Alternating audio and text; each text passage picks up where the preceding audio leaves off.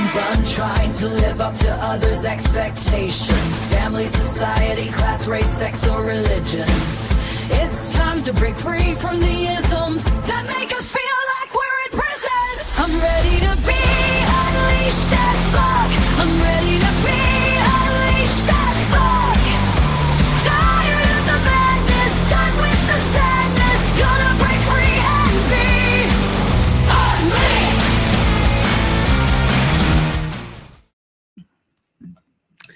Hello. This week we are talking about something that feels like safety, but often comes at a really steep price, and that is silence. Because we often, not we often, hopefully we don't often, but when we bite our tongues to keep peace, right? We're not avoiding conflict. We're actually absorbing it, taking it all in and making it our responsibility, protecting maybe an abuser, maintaining a lie. Sometimes these go on in families, sometimes in businesses, sometimes in relationships with friends. Propping up a system, because my goodness, it certainly is a system out there to make sure that things are done in a certain way. But that silence, it has a price. And sometimes we pay it, sometimes someone else does, but someone always pays the price for silence. Kind of like tariffs, right? I mean, you can pretend like someone else pays them, but really, yeah. The pain is spread out. Yeah. That was good. So yeah, as you were saying, this is stuff that happens within families. It can happen at a workplace. It's, even within friends, and it's certainly something that's happened in our society as a whole, our government, things like that. So, when silence about something that's wrong, something that shouldn't be silent but should be brought into the light, is going on, it's tricky because it can get rewarded. Epstein. At times it's like you're getting rewarded for being silent, or you're getting punished for not being silent. And it can kind of come off as like, oh, if you're quiet about it, that's the more mature thing to be, or that's the wisdom of, you don't need to fight back and be aggressive or be intolerant of these things. Just be wise about it. Don't rock the boat. Be the peacemaker. Nobody needs to know about this. Right.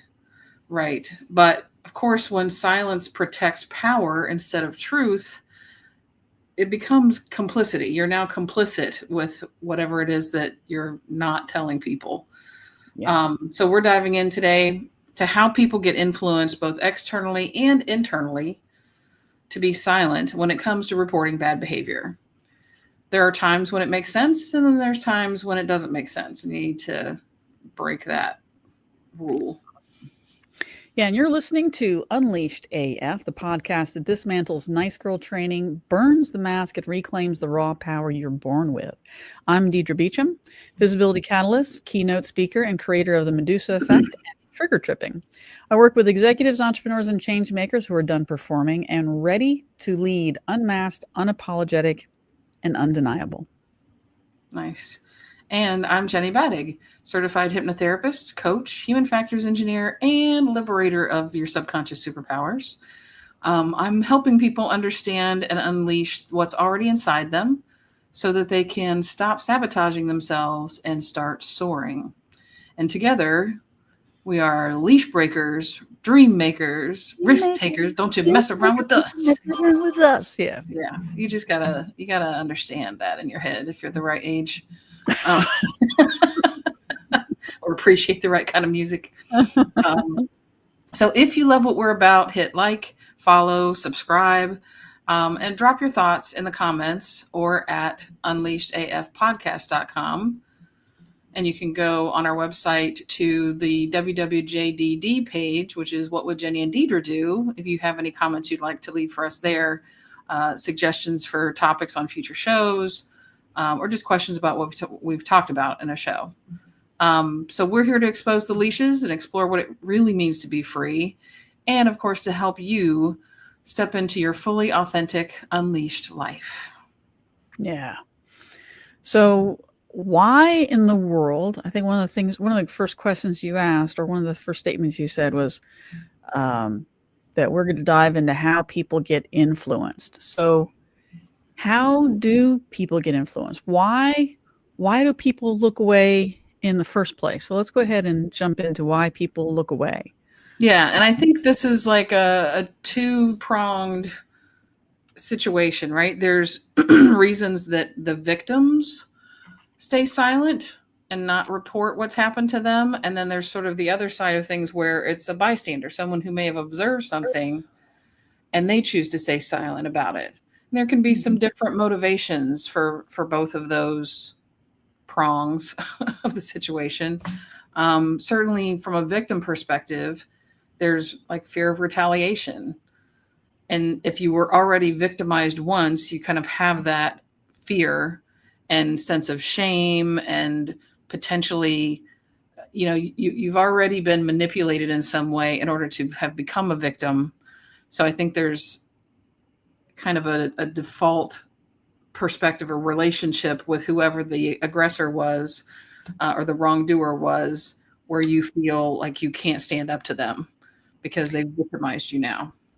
Yeah, and it's really interesting because I think it depends also on where you are in your growth. For example, Definitely. kids that get victimized. Yeah. When I was 12, I had been sexually abused, and as we were leaving the school, it happened in an abandoned school. And so as we were leaving this abandoned school, we'd kind of separated ways, and I went in one direction, and evidently he followed me to see where I was going. And he saw that I had walked by the police station, and I'm not thinking to go inside, for a lot of shame, not really realizing just how bad what had happened was, Mm-hmm. and blaming myself. Well, I said I was going to go up there. I mean, it's kind of my fault for not walking away. And so that's, so it was a lot of, blaming of myself. Mm-hmm. And so I was really shocked, when he came up to me and he's like, "Did you stop at the plane?" I was like, "No." And it wasn't until he said that I was like, "Oh, should I have?" Right. Right. Should I have? And, and so, there's more that goes into this sometimes, depending on the age Absolutely. of whoever it was that was put in that situation. But even then, going, I went and I told my mom much later, like months later. Mm-hmm. I told my mom, and then she didn't know what to do with it. She didn't know what to do with it. And so, one of her responses was, "Well, what do you want me to do?" Mm-hmm. And so at that age, I mean, aren't you the one that's supposed to know? I mean, isn't that, Right. and then I started thinking, well, maybe it's not as bad as I thought it was. And Mm-hmm. so, but she had her own issues, and sometimes it's our own issues with, if, she had been told to be silent about things, she had been Yep. taught to be silent about things. So Yep. now it's happening to her daughter. What am I supposed to do about it? Right. From her perspective, what is she supposed to Yeah. do about it? Well, and I And think there's also been times when people aren't sure if they can believe the person that's telling them, especially when it's been a while, right? We've seen that time and time again with these, even like the Supreme Court confirmations of some of the justices and people that have come forward from years ago saying that they did something, either molestation or whatever. And people are like, why are they coming forward now? Can we really believe them? yeah, but No. don't you think that part of that comes from, how as a society we just don't believe women in general? Some of There's it, yes. Yeah, yeah. I do believe that's part of it for sure. People would be more likely to believe a man that said something about that. But I do think that the time distance is part of the equation for sure. When people question, like, well, why didn't you come right away and say something about it?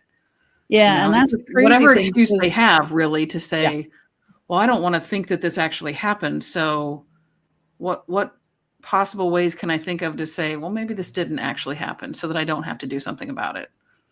Yeah, and then you also hear things like, well, obviously she's coming out now because now he has money and she's just here for the money.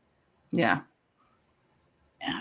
Which just really drives me crazy because in most cases, I would imagine just from my own growth that it's more a matter of growth. I am now at a place where I'm confident and comfortable and feel safe enough to come forward and talk about Right. this. And I certainly don't want this person in a position of power where they could potentially hurt even more people. And so Right. it's, why wouldn't you come out right then? Right. And then when people say, well, why didn't you come out then? But then you look at cases where people did come out and say something when they were younger and they're not believed. They're Mm-hmm. shunned. Yeah. They're told not to talk about it. Did it Yep. really happen that way? You know what? Your uncle's such a nice guy. We just can't see it happening. Or so Right. and so is such a nice neighbor. She's watched the kids before and there's never been an issue with them before. Such Yeah. a nice person. And we just don't believe the victims. Yeah. Oh, you must have misunderstood. Yeah. Yeah, Yeah. that's not what they, he's just friendly. Mm-hmm. Yeah. But how in the world do we fix that? How the world do we fix, people being silent? Because in the meantime, as this person is being silent, she is, I'm saying she, because in a lot of cases it is a she is carrying, walking away, carrying this silence, while it's eating her up and the guy is just moving along. Yeah. Well, and let's talk about that a little more before we get into Yeah. how we fix it. There are Yeah. repercussions to the silence, right? I mean, sometimes the silence helps there to not be so many repercussions for the violator, but there are still repercussions because certainly it affects the victim to Mm-hmm. feel like it was unjust and they didn't, it attacks their self-esteem. It becomes potentially PTSD, depending on what the situation was. There's lots of things that the victim most likely, whether somebody says something or not, may never fully recover from. So definitely a price that's being paid there. And then even, if there's someone who has done something, and they're not brought to task or held accountable for it, they're likely to do it again to other people. So there's also a cost potentially to others in society that are then going to have to go through that same situation, because no one held them accountable. Yeah. And I think this is one of the reasons and one of the ways that, racism gets perpetuated. With, for example, when I was a kid, I grew up in Virginia. And in Virginia, there's still, where I grew up, there were still walls, basically fence lines, but walls that are still in place that had been built by slaves. There's basically stone fences. There are still plantations in existence, where you can see the main manor house and then the slave quarters. They're still standing. They're still there. Mm-hmm. And I remember, somebody would say something like using the N word or, whatever is going on. And people would be standing around, white people standing around while somebody says something. And even if it hits you, like, oh, that's a horrible thing to say, the people in that area wouldn't say that's a horrible thing to say. They just sit there and nod, or they don't say anything. Yeah. Because there's a fear of being attacked or othered. Yep. If they do speak up and say something. Right. Because it's like this is how it is. This is how we need to be. And this is how we all need to be. And we all agree, even if you don't agree. And yet that racism continues because nobody's standing up and saying anything. Yeah.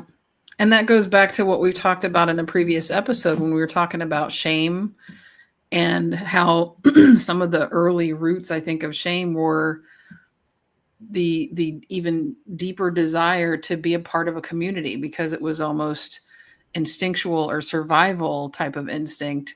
Well, I don't want to be cast out from my community, so I'll go along with what they're saying, even if I don't agree with it, because it's more important for me to still be part of this community.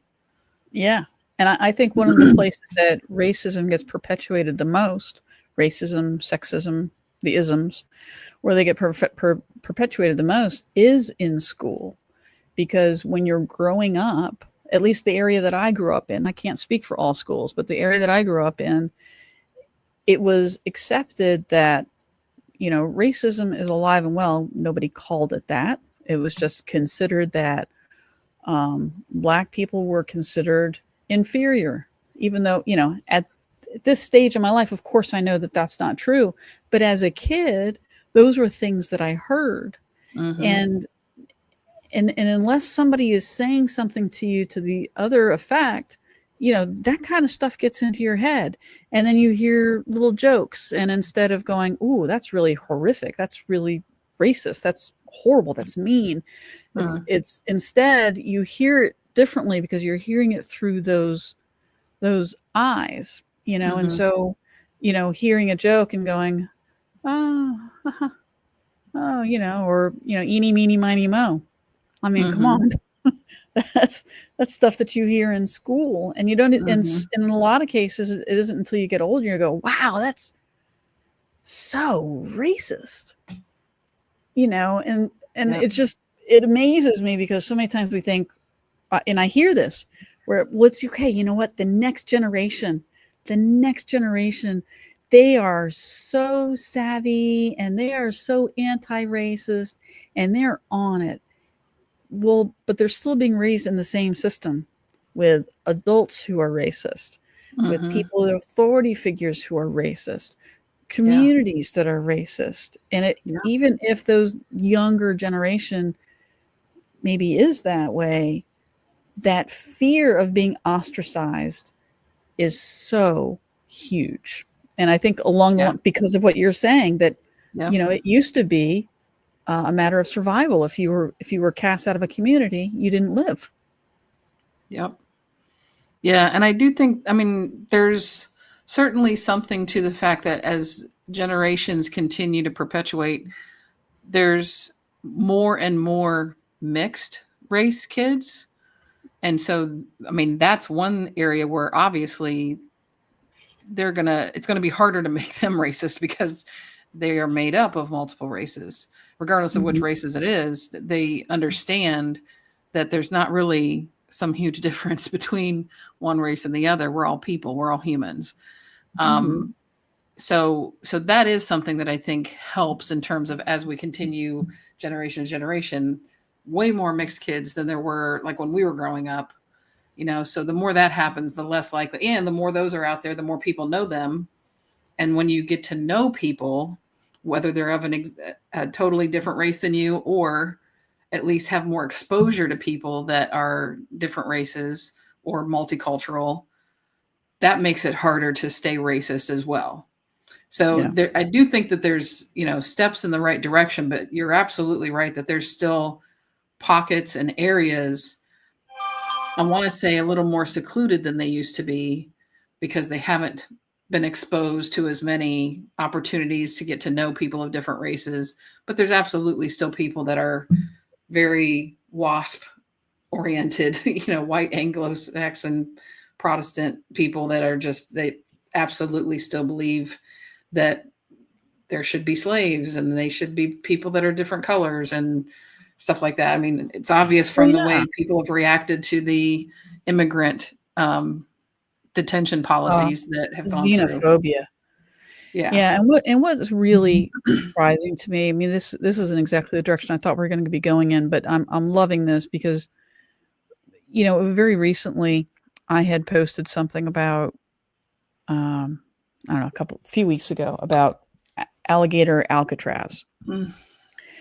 And I was like, "Oh my gosh, those of you who voted for Trump, surely this is the line, right? Surely this is the line where you go, okay, he's gone too far. I can't keep participating in this."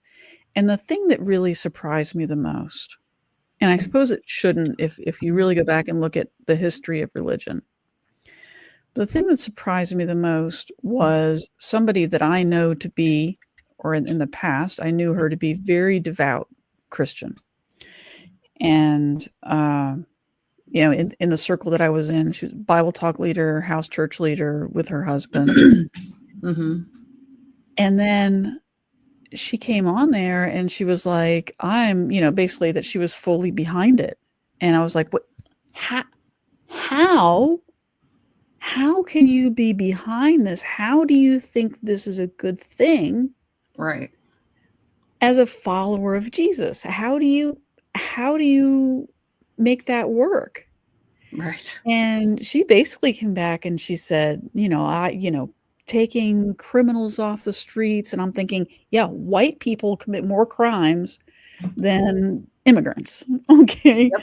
And, but, she just defended it to the nth degree. And I said, I truly hope, I truly hope that you see this for what it is, that you see it soon, because at the moment, and I don't think I said it exactly this way, but basically that I was being more loving and more Christ-like than she was, that she was, it was like looking for and listening for things that her itching ears wanted to hear, right? Pulling in some Yep. scripture. Yep. And she was so defensive, and how dare I challenge her Christianity and her devoutness. Mhm. What? Yeah. And so that has surprised me the most, is Christians, backing Mhm. horrific policies, absolutely Yeah. horrific policies that, 10 years ago, if they had looked at it, they go, that's crazy. Where's the empathy? Where's Jesus? And right now they're going, this is who Jesus is. Like, what? Your Yeah. God is a God of war and F everybody else? Yeah. Yeah. So they take it The beyond just being dissonance. silent. They've taken it to the fact of supporting or accepting some of these Mhm. things that in the past they would have absolutely agreed were immoral or unethical or whatever, but they've somehow shifted to become not only quiet bystanders that don't want to report things, to going, yeah, I don't care that Trump has 34 felonies. He's taken criminals off the streets. Yeah. No, he's more of a criminal than anyone he's taken off the street so far. Like, it's just that at this point that brings up another thing that can happen that can cause people to either be silent or beyond, is gaslighting. So it's Mhm. like they've been gaslit to Yeah. believe things that don't even make sense with their own sets of beliefs that they've Yes. held before. Yes, and that's the thing. I mean, I pulled up some scriptures because, we've talked about this before. I used to be a part of a Mhm. cult. And so I know scriptures, and so I was pulling up scriptures, and she's fighting me on the scriptures. Like, how dare I? Mhm. They're the scriptures she purports to follow. Mhm. So it's really interesting to me that, this thing that we've been in the past, maybe silenced against, um, we don't talk about that. It's okay. We don't talk about that, and we love everybody. Well, it turns out you don't. When it came right down to it, you Mhm. don't. Um, and, it's almost like, a psychological, I don't know, it's a psychological conundrum that suddenly Mhm. empathy is is woke. Right. I mean, Jesus was full of empathy. You know, Absolutely. the only time he caused a ruckus and flipped tables was when teachers of the law, the Pharisees, were trying to make money inside the church. And he was like, this is not what church is. This isn't the house Hmm. of my father. And he was furious. And yet what's happening is they're going, oh yeah, well, I'm furious about that person. I'm furious about that person because Trump told me, Yep. or because my preacher told me. Right. Right. And I don't know if you remember, I think this was one that we both watched. There was a documentary, I think it's on Netflix, that was about the whole Christian nationalist movement changing. Well, a good part of it talked about, yeah, they used to use Trump as an example of what not to do and what not to be, even before he was political. Is this But then once the documentary, The Family? yeah, that might be it. Yeah, it was Yeah. excellent. But once they realized that he would do their bidding and he was, had enough momentum behind him that he could potentially make it into the White House, they started changing their sermons. So it Yeah. wasn't just what he was saying. It was the preachers in the churches were now changing what they were telling their followers to believe so that they would be supportive of him and overlook all his flaws. So again, gaslighting to like the nth degree. Right. But this brings up an interesting point about silence, because I have a really hard time believing that when the preacher was up there talking about this change, about how we view the world, that there had to be people in the audience going, I'm confused. I just don't know about this. But if you bring it up, then you've got this whole group of people who just sat and prayed about it and maybe cheered, and stood up, and Yep. if you go against the congregant, a lot of times you can get kicked out if you don't follow the way that everything is being taught and the way you're supposed to follow things, and it causes a silence Yeah. that you might not have otherwise if people had been more accepting or open to different thought. Yes. And I think that's one of the most dangerous things about religion, is not being open to other thoughts, Yep. to not being open to being questioned. Yeah, absolutely. And that brings up, I think I mentioned to you the other day that I found a documentary on Amazon Prime recently called Shiny Happy People. Oh, And yeah, I you think told it me was about that. actually released in 2023. So it's not too old. It's only a couple years old. And the first season of it was really about the Duggar family Mhm. and kind of behind the scenes of what was going on in that family, that on their TLC show, this was 19 and counting or whatever it was, because they had all these kids. Everything looked like shiny, happy people on their TV Mhm. show. But the reality is they were definitely part of, it was IBLP was the religious, I'm just going to call it a cult because that's what it is. And it was a huge movement that not only wanted to influence people's religious beliefs, but they really wanted to get into the political landscape as well, which is part of why Jim Bob Duggar, the dad of that family, he's been at least a state senator. I can't remember if he made it past that level, but he got into politics, and he was one of the biggest kind of examples of that religious movement because his family ended up getting so famous having their show. But there was part of the dark side kind of behind the scenes, was that the oldest son from that family had molested some of his sisters, his younger sisters. And even when they were interviewing one of them, she was like, that never should have come out. I really don't want to talk about this because it never should have come out. See, but that happens a lot in families, right? You've Yep. got to you protect the family, Yeah. and we don't talk about that. You don't talk about that in public, and and it keeps victims silent. Yep. And so then it not only affects that person, now you're talking about an entire family protecting this person, so this person can continue doing whatever they're doing, because Mm-hmm. we're all going to keep it hush hush, because we don't want to bring shame on the family. Right. In years ago, it used to be, we don't want to soil the family name. Mm-hmm. We got to keep the family out of the papers, out of the Mm-hmm. news, out of society, out of the mouths of people who can, make or break us.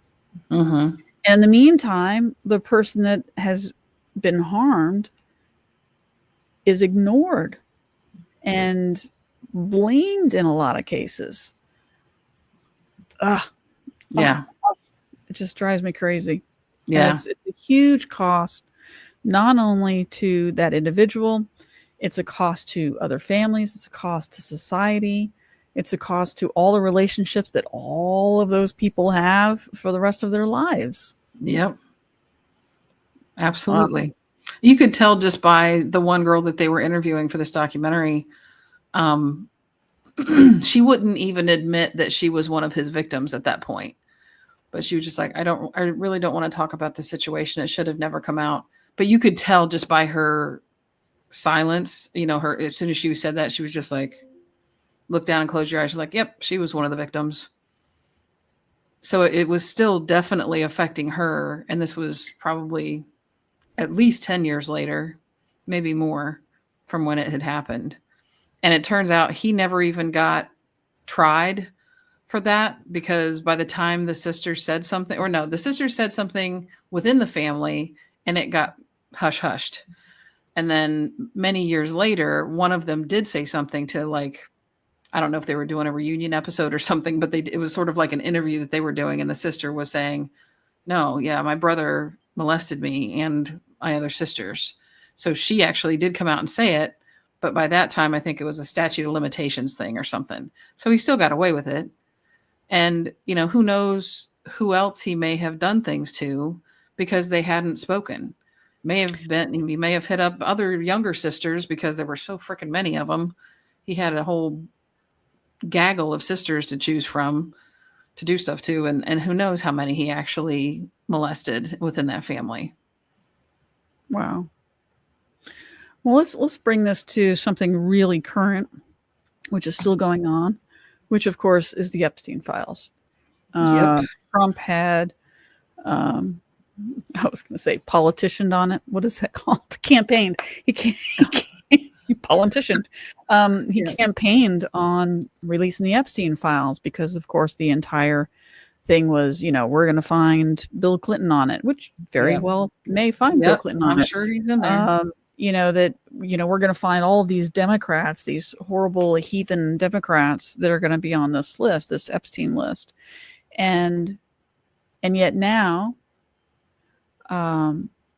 it seems that not only Trump, but almost all of Republicans in Congress are protecting the Epstein list, not wanting to release it. And then somebody was just caught on a hot mic last night in Congress saying that, they would release the list, but the first thing they're going to do is they're going through and they're black marking or redacting all of the Republican names so that only the Democrat names are on it. And it's just, why? Why are we protecting pedophiles? Yeah. Why are we protecting pedophiles? Which is all this is. Yep. And so it's like codified silence. Mm-hmm. It's codified protection. Here's Congress protecting pedophiles. Yep.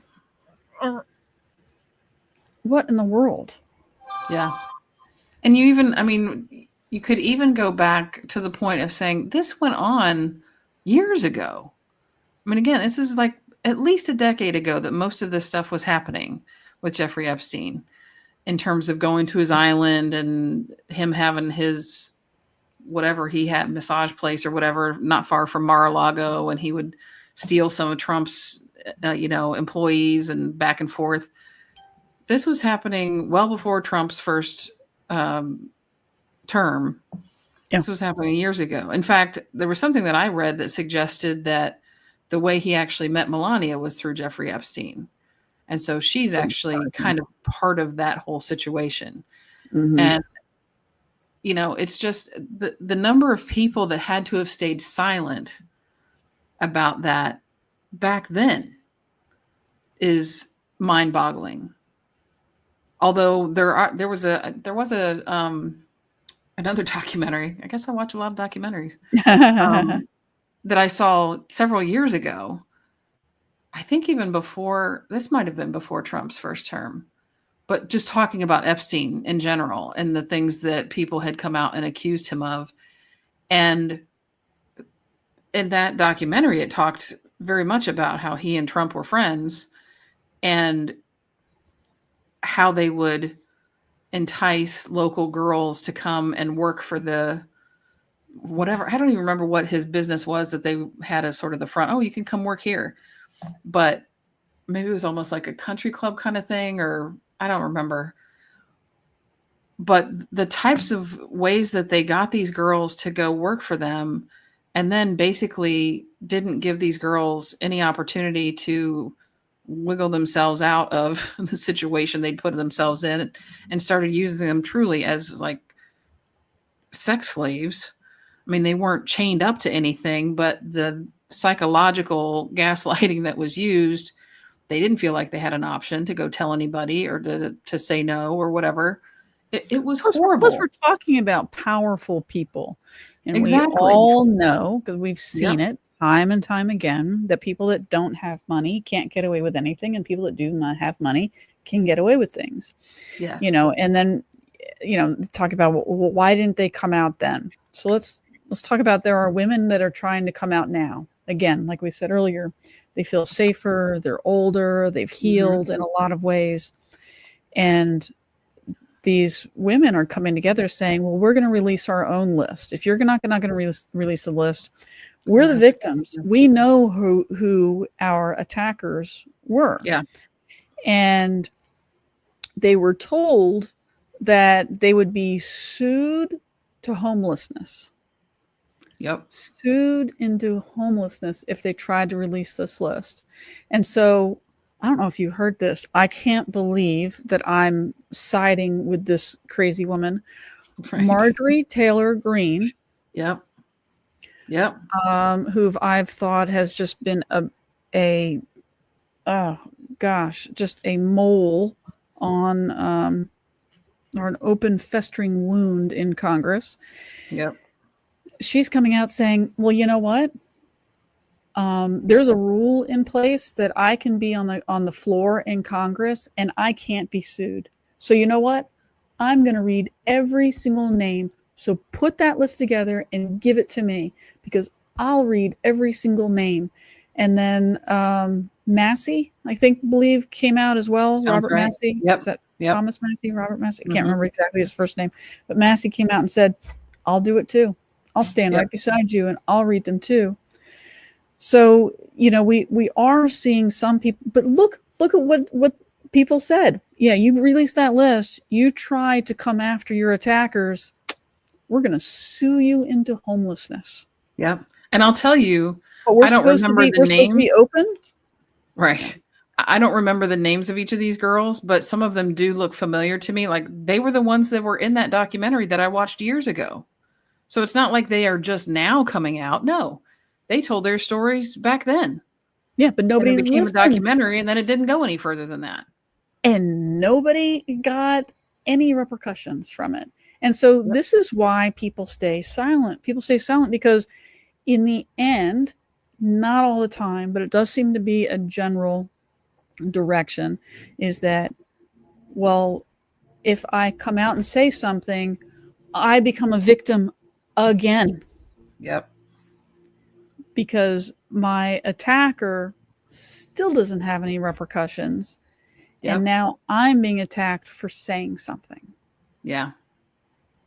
And did you see? That's what has to really change. Yeah. And I saw a clip from, I don't remember what network or even what show, but it was a panel of people talking about the Epstein victims coming forward And the guy that is on Shark Tank, Mr. Wonderful, I can't Yeah. remember his actual name, but he, asshole, said, why are we even bringing this stuff up? You're dragging these women, these victims. If you really cared about the victims, you wouldn't be dragging this into the spotlight again. They just want to live their lives.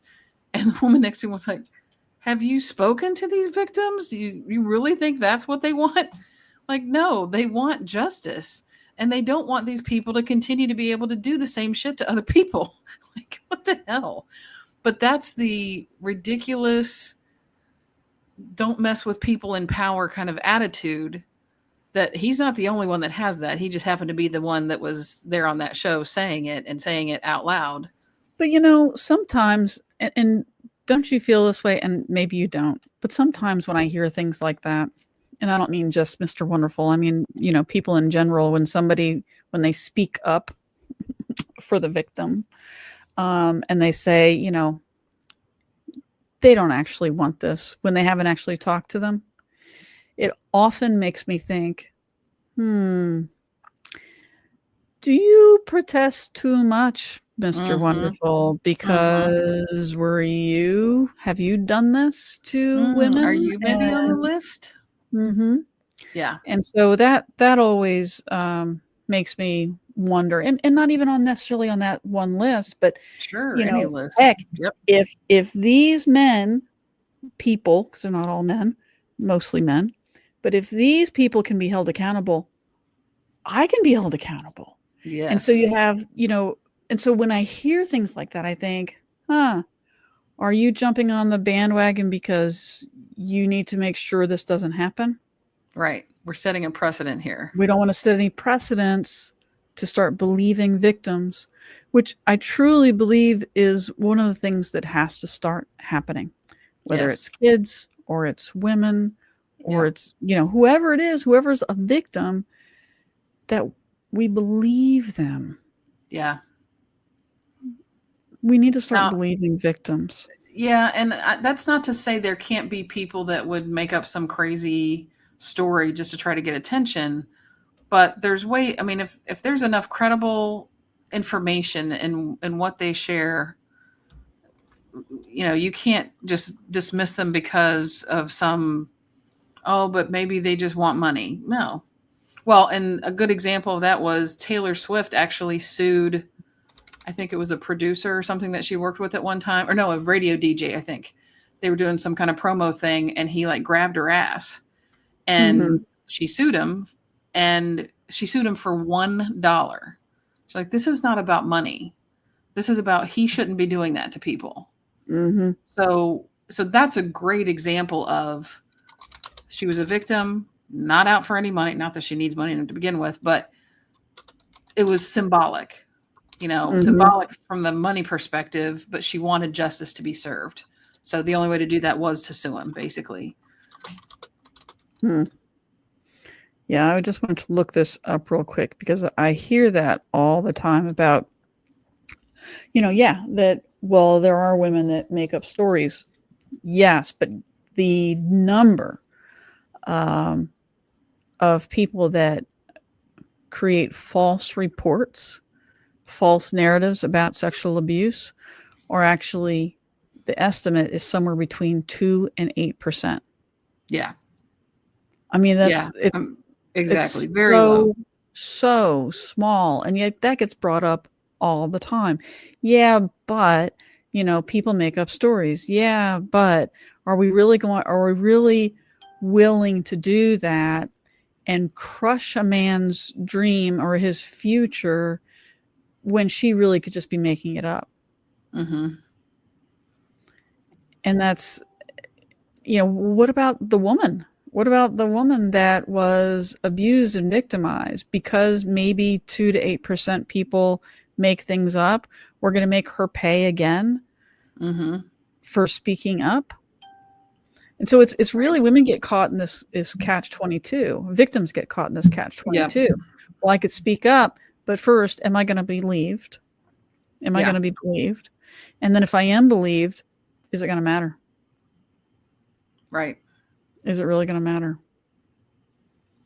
And I think that's and I know I've brought this up before, but I think that's one of the reasons why community is so important, because you may not be able to change things on large scale, but maybe you can change things in your own community, because if your community can believe you, then maybe other communities can believe you. And I think we need to get back to smaller communities, building smaller communities and being in community so that we can start making effective change, because trying to make change on a large scale is just not working. It is just not working. Well, and certainly I think that's the importance of, it always takes that first person to say something. And maybe they don't go directly to the highest level of trying to handle it all themselves, but as soon as they admit that something happened, then the other people, like, they may not know that it happened to other people when they first come out and say something happened, but all of a sudden all these other people are coming out of the woodwork going, oh my God, it happened to me too. But Look it at takes that look at community. Bill Cosby, right? So the first Yep. woman comes out and says, Bill Cosby did this to me, and then people are like, "Oh, Bill Cosby, no. Cliff She just wants Huxtable. his money. He just wants Yeah. his money because he's very wealthy and he's famous, and you're just a money-hungry whore." And then another woman comes out like, "She's just jumping on the bandwagon." And it's like, how many women have to come forward? And I can't remember how many women it was until people finally went, "Oh, maybe he did this." Yeah. But why aren't we believing the first one? How many people does it take in order for people to believe? And I just think that's such a huge problem, because we have such a history in this country of celebrating men and destroying women. Yep. That men are to be revered and women are to be punished, or at least second-class citizens. Yeah. And it's time that changes. And so I think community is just critically important, because if we can start building the awareness and support for each other in our local communities, that can't help but grow. Yep. And I'm not saying, don't come out and say something. Come out and say something. But maybe one of the ways we can start making that change is come out in your community and say, here's what happened to me. Come out in your family and say, this is what happened to me. And if your family doesn't listen, surround yourself with people who do believe you. Make your own community. And that's what a lot of LGBTQ people do. I mean, we create our own communities because our families weren't supportive. People wonder, well, why is the LGBT community so happy, and why is it so strong? Because that's where we're heard. That's where we're listened to. That's where we can say what's happened in our family, and people don't go, that doesn't happen in families. No, instead they go, yeah, I totally get it. Yeah. I'm so sorry that happened to you, instead of, I can't believe that happened to you. So sorry that happened to you. Yeah. And so we need to change the way we listen too. We listen to that and we go, I'm so sorry that happened to you. Stop saying I can't believe that happened. Stop saying that. Yeah. We're beyond that at this point. Yeah. And I'm so sorry, but it's horrible that it happened. Yeah. And I do think it's important, the way you pointed out, the very low number or low percentage of people that come forward and it's a false report, kind of accusation. Because the thing that made me think of right when you said it was the huge hubbub about trans people in sports. And it's like, there's one person in the NCAA right now, like, it's ridiculous that they want to do all this legislation and it's not even a thing. Like, it's really, it's a false flag. It's something to get people all revved up so that we can ignore the true issues in our country, the true issues that Congress should be paying attention to, that our government should be paying attention to. But if we can get people all riled up about this, we can pass all this legislation quietly, because everybody's all charged up about this. Yeah.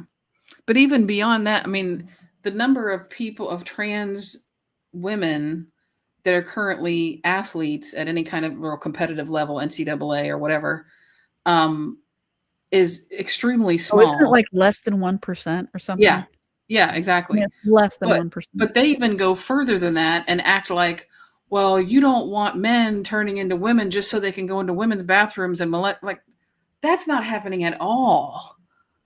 I mean, talk about making shit up. They're making shit up to make it appear that there will be victims.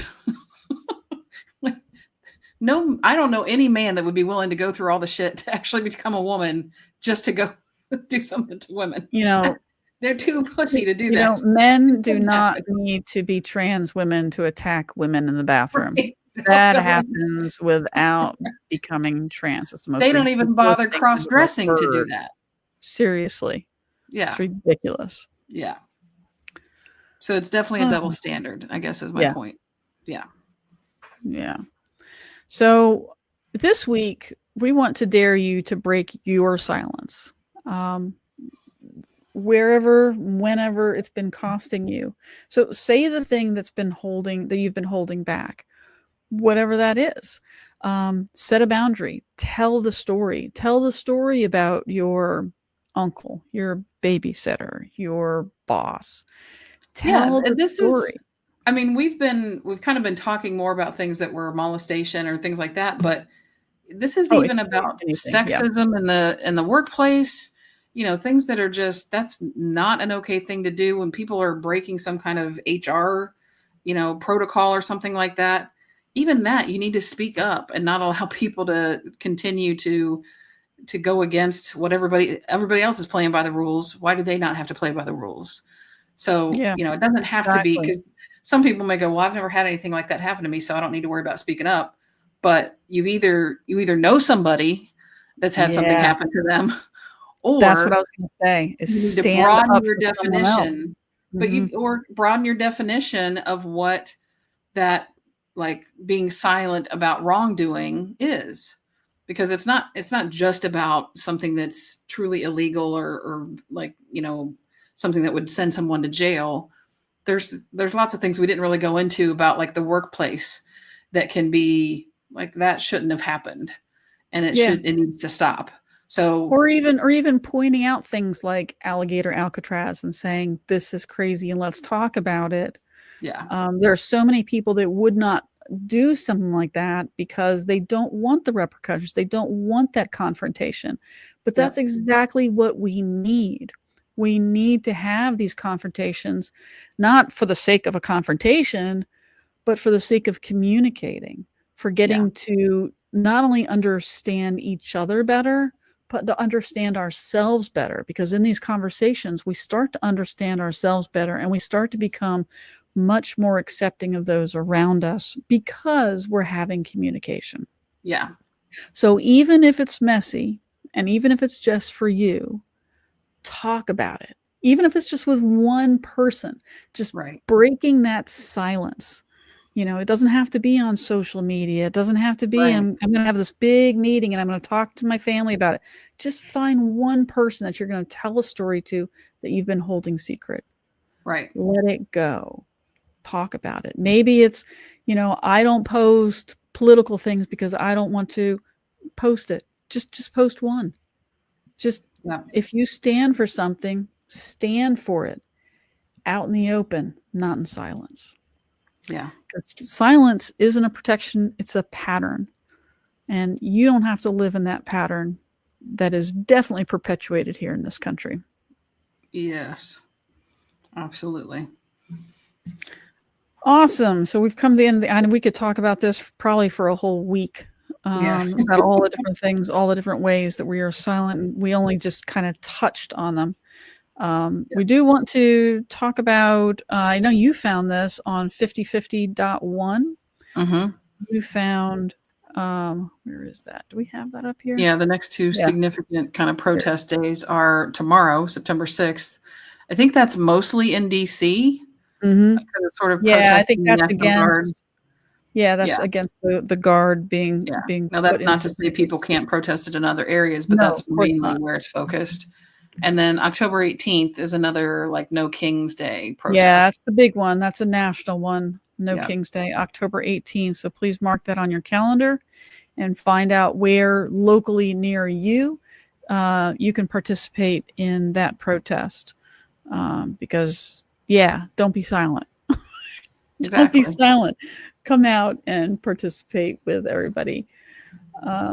See, is there anything else we wanted to pull up there? Again, there's always the 5calls.org. Make those phone calls, whether it's on a local level or at a national level. And you don't even have to know what to say.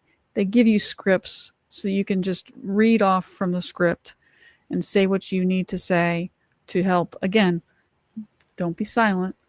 So you can say something and hopefully bring change. And again, of course, we also want people to sign up for generalstrikeus.com, because once we reach 3.5%, I don't know what number we're at now. I should go and check that.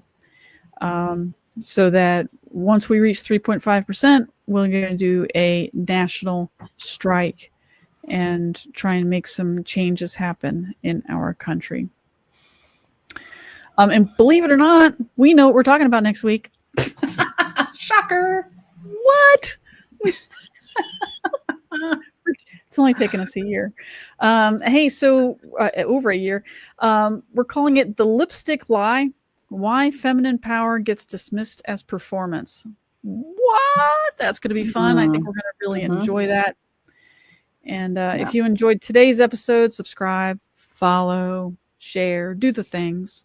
And if you have a topic, question, want to be a guest, please go to our website, unleashedaf.com. Thank you for changing that. Unleashedafpodcast.com. Go to WWJDD. What would Jenny Deidre do? We would love to hear from you. That's right. You want to close us out, Jenny? Sure. Just remember, leash breakers, you're not too much. You're not broken. The system is broken. You're unleashing. Keep going. Yeah. Love to hear it. Take I'm done trying to live up to others' expectations. Family, society, class, race, sex, or religions. It's time to break free from the isms that make us feel like we're in prison.